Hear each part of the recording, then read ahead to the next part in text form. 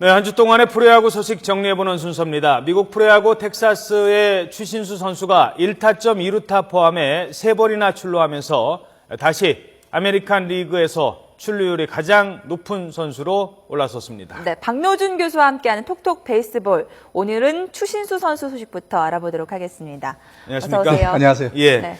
자, 추신수 선수 정말 잘해요. 팬들 입장에서는 네.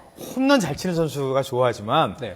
감독 입장에서는 일단 많이 나가는 선수가 더 좋은 거 아니겠습니까? 출루하는 야구는 홈플레이트 많이 밟아야 이기는 경기 아니겠습니까? 네. 예. 그러니까 출루율 1위는 그 1억 달러 이상의 몸값을 제대로 하고 있다. 네. 이렇게 뭐 객관적으로 평가하셔도 될 것 같습니다. 예. 네. 네. 출루율 1위 어떻게 보십니까? 아, 이거 뭐 그 대단한 성적이라고 볼 수 있고요.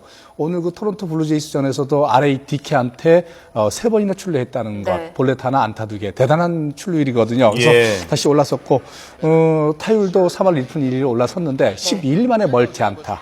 예. 그 요즘 그 논란이 되고 있는 스트라이크 존 예. 문제가 되지 않았습니까? 그렇죠. 네. 그런데도 불구하고 또다시 볼넷을 얻어냈고 안타를 쳐냈다는 것. 어떻게 보면 이제 근성이 있다는 것이죠. 네. 네, 네.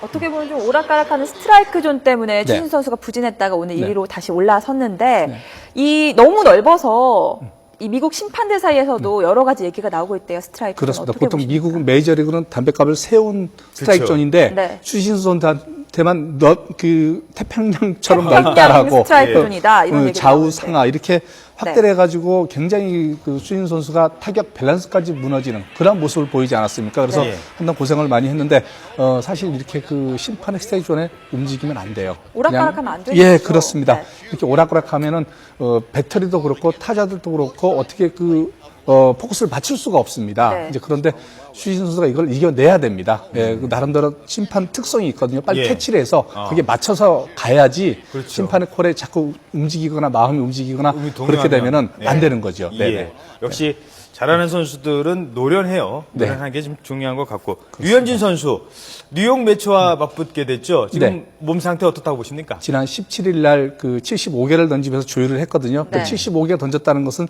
4일 쉬고 5일째 등반하겠다는 계산입니다. 그래서 22일 날 뉴욕 매치와 경기를 하겠다고 오늘 아침 이제 공식적으로 발표를 했기 때문에 어깨는 괜찮은 거예요. 예, 그렇습니다.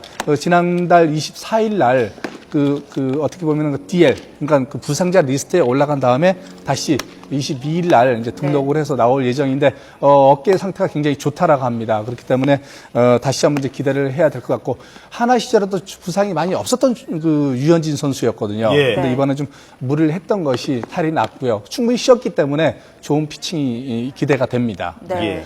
자, 이제는 뭐 국내 프로야구 얘기를 좀 나눠보도록 하겠습니다. 홈런 얘기 안 할 수가 없는데 어제까지 홈런 수가 300개 넘겼다고 합니다. 지금 네. 홈런 부분 1위는 아직 박병호 선수죠? 네, 그렇습니다. 지난해는 이 시점에는 192개.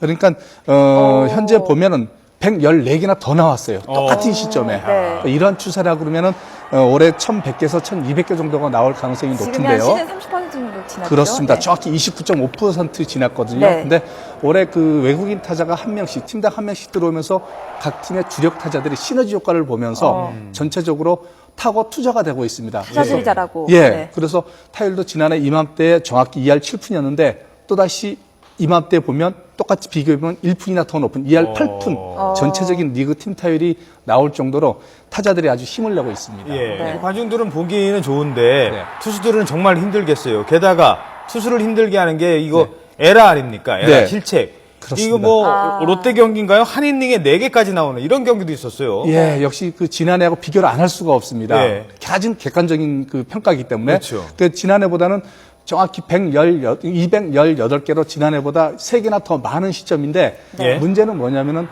기록으로 되지 않는 에러가 기록되지 많이 않는 나오고 에러. 있다. 그렇죠. 예, 기록되지 않은 실책이 많이 나오고 있다. 그래서 한 이닝에 이 에러가 연달아 나온다든지 한 경기에 5개 이상의 실책이 나온다든지 어떻게 보면 저 동네 야구 같은 그 그렇죠. 야구를 보여줘서 굉장히 송구스러운데요. 네. 이것은 그 어떻게 보면은 그런 그 좋은 타자들이 들어오고 그 다음에 투수들의 퀄리티가 전체적으로 떨어진 거 아니냐. 그렇기 때문에 강한 타구가 많이 가기 때문에 에러가 나올 수가 있고 타자들이 안타를 많이 치고 출루를 많이 하기 때문에 네. 실책이 많이 나올 수밖에 없는 구조가 서로 되고 이게 있다는 겁니다. 야구는 심리 게임이기 때문에 네. 상승작용을 하거든요. 그렇습니다. 그래서 그 어떻게 보면 이제 병이 도진다 그러는데 아. 실책을 야수가 하나 하게 되면 하면 동료가 계속 연달아서 그렇죠. 하고. 돌림병식으로 하는 경우가 네. 많거든요. 그래서 네.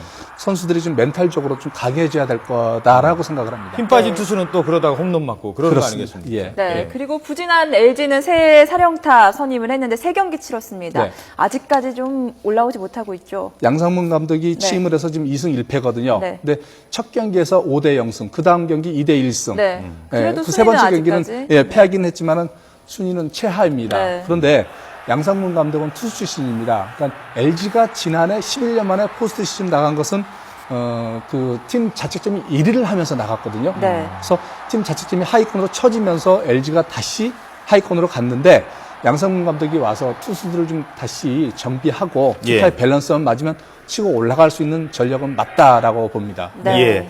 그런가 하면은 한화의 김성환 수석 코치가 갑자기 사의를 표명을 네. 했거든요. 감독과의 불화 때문인지는 뭔지 모르겠습니다. 팬들이 좀 궁금해 하시는데 왜 그런 걸까요? 네, 이제 그것은 아니고요. 제자 아니겠습니까? 예. 해태 시절에 김웅영 그렇죠. 감독, 김성환 선수 코치 예. 이렇게 올라왔던 그런 사이였기 때문에 그렇게 볼 수는 없고요. 보통 그 감독이 책임을 지게 되는데 김성환 수석 코치 감독급 아니겠습니까? 그렇죠. 기아에서 감독도 했고요. 예. 근데 워낙 책임감이 강한 코치였기 때문에 아. 팀 성적이 지난해도 꼴찌였거든요. 하나가. 올해도 지금 8위를 하고 있는데 예. 이런 부진한 성적을 어떻게 보면은 은사, 스승의 짐을 아. 대신 졌다라고 볼 수 있습니다. 그러니까 책임감이 강한 코치예요. 그래서 예. 해태 시절에 수많은 우승을 했던 그 코치였기 그럼요. 때문에 예. 팀이 항상 패하고 아. 최하에 있고 하니까 자존심이 견디질 못한 거죠. 아. 그런 모든 책임을 지고 사의를 표명한 겁니다. 김성환 코치 하면 옛날에 그 오리궁둥이 타법 이렇게 맞습니다. 딱 했잖아요. 예, 타점왕, 예. 페넌트 레이스 MVP 훌륭한 성적을 냈던 코치죠. 네. 예. 자, 넥센 얘기를 해보겠습니다. 이 외국인 투수 나이트 포기하고 기아에 일했던 그 소사 선수와 새 네. 계약을 했어요. 그렇습니다. 네. 나이트 선수 48승. 진짜 올해 6년 차인데 6년 차 동안에 48승 대단한 성적이라고 볼 수가 있겠고 최근에 그 6경기 동안 1승 2패, 방어율이 5.25점. 네. 굉장히 높았어요. 그러니까 높았는데. 넥센이 지금 수인 싸움을 치열하게 하고 있는데 정말 좋은 그 외국인 투수가 버텨주지 않으면 수인 싸움에서 어렵겠다라고 보고 결단을 내린 겁니다. 그리고 네.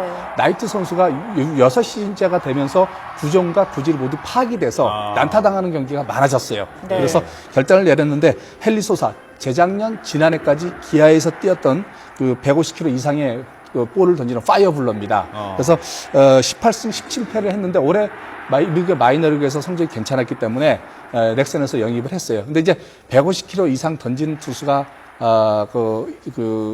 넥센에는 선발 투수 중에 없기 때문에 이런 선발 투수가 와서 이닝을 많이 소화해주면 불펜이 부담을 덜거든요. 네. 이런 뜻에서 헨리 소사를 영입을 했습니다. 예, 네. 알겠습니다.